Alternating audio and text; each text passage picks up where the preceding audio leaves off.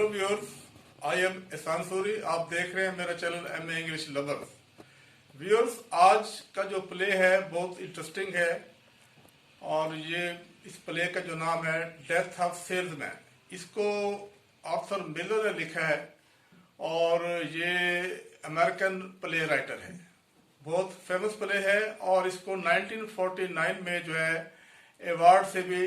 नवाजा गया था। तो फर्स्ट ऑफ ऑल हम इसके जो है वो कैरेक्टर्स देख लेते हैं प्ले के। इसमें जो मेन कैरेक्टर है वो विली है। विली जो है वो एक सेल्समैन है और 63 ईयर जो है इसकी एज है।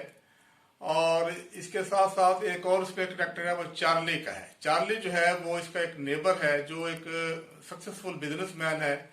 और वो इसके साथ ही जो है वो रहता है। विली जो है, विली के दो बेटे हैं। एक जो है उसमें जो है वो बिफ है, बिफ जो है इसका बड़ा बेटा है और दूसरा जो छोटा बेटा है वो हैप्पी है। और इसके साथ साथ इसकी जो वाइफ है वो मिसेस लिंडा है। मिसेस लिंडा जो है वो उसकी वाइफ है, वो बहुत हार्ड वर्कर एक लेडी है और हाउस वाइफ है। वो बहुत सिंसियर है अपने हस्बैंड के साथ, अपने बेटों के साथ, और बहुत जो है वो एक मेहनती जो है वो खातून है। बहुत जो है इनके साथ बहुत ज़्यादा वो अपने बेटों के साथ वो लव भी करती है। और इस तरह से ये इसमें कैरेक्टर्स आ जाते हैं। तो अब हम इसको स्टार्ट करते हैं।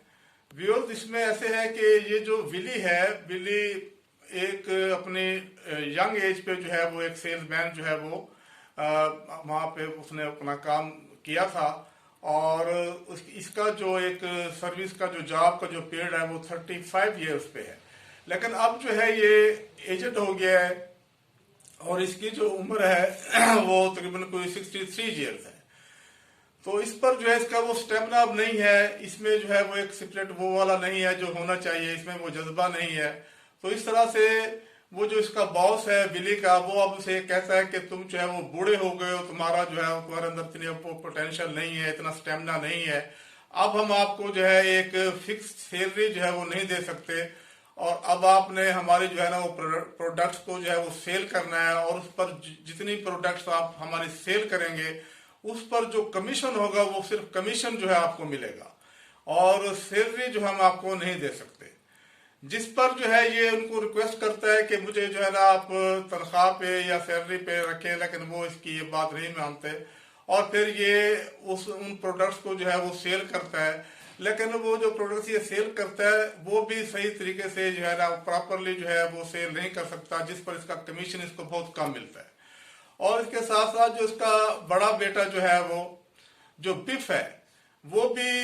पहले सेल्समैनी करता था, लेकिन उसके बाद वो अब वो कल्टीवेशन का काम करता है और काश्तकारी में जो है उसको ज्यादा उसका जो है वो इंटरेस्ट है। और दूसरा जो उसका बेटा हैप्पी है वो भी सेल्समैन का काम करता है, लेकिन वो कदरे कुछ बेहतर है, उसकी जो सैलरी है वो थोड़ी सी ठीक है। लेकिन इसमें जो विली है वो बहुत कंफ्यूज्ड है, वो बहुत जो है वो अपसेट है और वो ये उसकी ये ख्वाहिश है कि मैं अपनी जिंदगी को बेहतर कर सकूं और इसमें कोई चेंज ला सकूं। जिस पर जो है वो अपने जो है बेटे को बिफ को जो है वो ये बात करता है और बल्कि उसको थोड़ा सा वो कंपैरिजन भी करता है कि तुम्हारा जो क्लास फेलो था बर्नार्ड, जो कि उस चार्ली का बेटा है, उसने बहुत तरक्की की है और वो वकील बन गया है और लॉयर है और बहुत अच्छा वो अर्न कर रहा है, वो आप ही के साथ पढ़ता था, लेकिन तुम्हारी जो अर्निंग है वो वैसे नहीं है। तो इसमें भी होता ऐसे है कि ये जो है इसका जो माइंड सेट है विली का वो बड़ा रिजिड है और बड़ा कंजर्वेटिव है। वो ये कहता है कि ये जो स्किल्स हैं,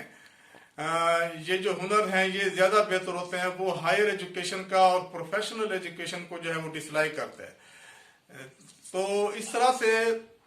वो जो बर्नार्ड है वो एक हायर क्वालिफाइड है और एक प्रोफेशनल जो है वो वकील है। तो जिस पर जो है ये बड़ा उसमें कंफ्यूज है और वो ये कहता है कि हमारे जो है वो हालात ठीक नहीं हो रहे हैं। जिस पर ये अपने बेटे के साथ जो है मीटिंग करता है और उसे ये कहता है कि तुम जो है वो लोन जो है वो अपने बॉस से ले लो और मैं भी जो है अपनी कोई फिक्स सैलरी की या लोन की बात अपने बॉस से करता हूँ। जिस पर ये दोनों जो है बिफ और जो है विली, ये अपने बॉस के पास चले जाते हैं। विली अपने बॉस से कहता है कि मुझे आप थोड़ा सा लोन दे दें और मैं आपको वापस कर दूंगा, जिस पर उसका बॉस जो है उसकी बात को वो आदर नहीं देता और वो नहीं मानता कि नहीं, आपको जो है वो लोन नहीं मिल सकता। और इस तरह से जो बिफ है वो भी अपने जो है वो बॉस को ये बात करता है कि मुझे आप लोन दे दें, लेकिन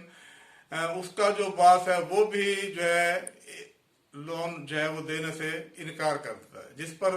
बिफ जब वो घर आता है तो वो अपने बाप से कहता है, फादर से, कि मैंने तो ट्राई की थी लोन लेने की, लेकिन मेरे बॉस ने जो है वो रिफ्यूज कर दिया है और वो जो है उसने लोन देने से इनकार कर दिया। जिस पर इसकी जो एक कंफ्यूजन है विली की वो बढ़ जाती है और वो जो है वो एक हालोसिनेशन जो है एक डिजीज में जो है वो मुब्तला हो जाता है। मतलब he has suffered in disease of hallucination. Viewers, इस बीमारी में, इस डिजीज में होता ऐसे है कि इंसान जो है वो बहुत से जो है अपने एक प्लान बनाता है और अपनी फैंटेसी में रहता है, अपनी इमेजिनेशन में रहता है, लेकिन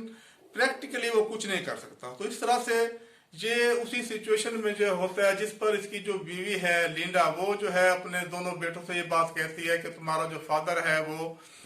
हालोसिनेशन डिजीज में जो है वो मुब्तला हो गया है और वो उसकी जो है वो सेहत भी ठीक नहीं है, उसका वो स्टेमिना भी नहीं है और उसने एक दो दफा जो है अपनी गाड़ी को जो है उसने हिट करने की भी कोशिश की और सुसाइड करने की कोशिश की।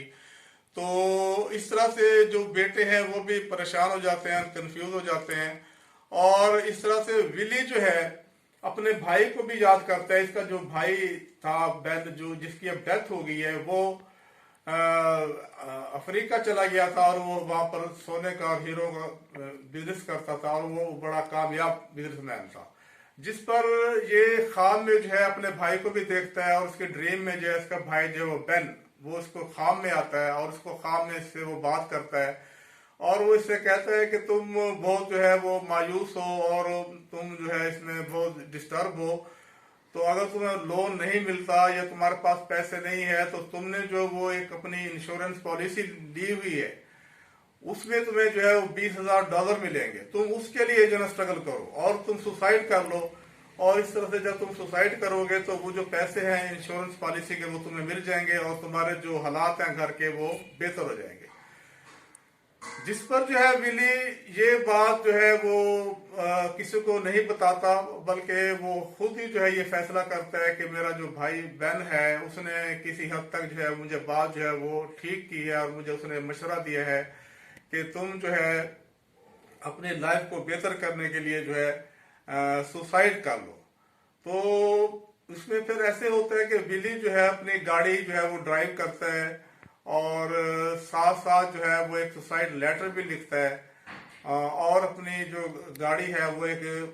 दरख्त के साथ जो है वो हिट कर लेता है। जिस पर जैसे ही उसकी गाड़ी जो है वो दरख्त के साथ हिट होती है उसकी उसमें डेथ हो जाती है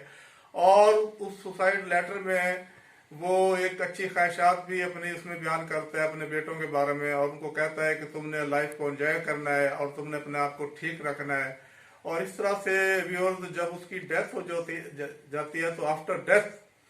उसको जो है वो इंश्योरेंस पॉलिसी वाले जो है वो $20,000 जो है उसकी वाइफ जो है वो लिंडा को वो मिल जाते हैं, जिस पर वो अपने घर की जो हालत है वो बेहतर कर लेते हैं और उनके जो हालात हैं वो किसी हद तक ठीक हो जाते हैं और लिंडा भी इस पर खुश होती है कि चले मेरी किसी हद तक जो है वो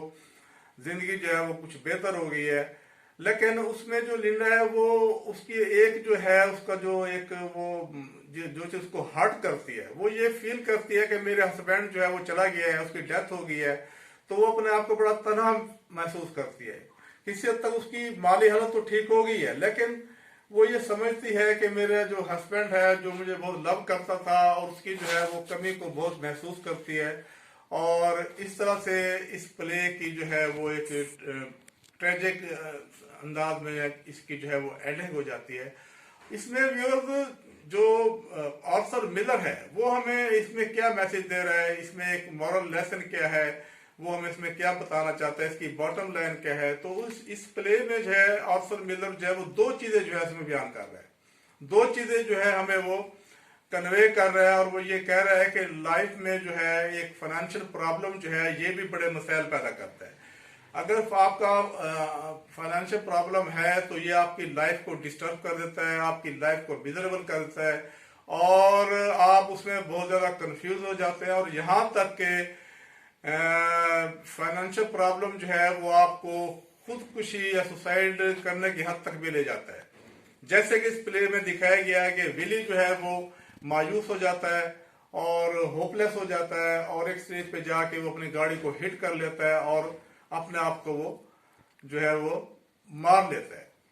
और दूसरा जो है इसमें व्यूअर जो दूसरी जो चीज दिखाई गई है उसमें ये जो आल जो सिनेरियो है इसमें चार्ली के दरमियान में और विली के दरमियान में वो ये है कि दोनों के माइंड सेट जो है वो डिफरेंट है। विली का माइंड सेट अलग है और उसका जो है चार्ली का माइंड सेट और तरह से है। विली जो है वो एक कंजर्वेटिव और रिजिड जो है उसकी एक सोच है, परसेप्शन है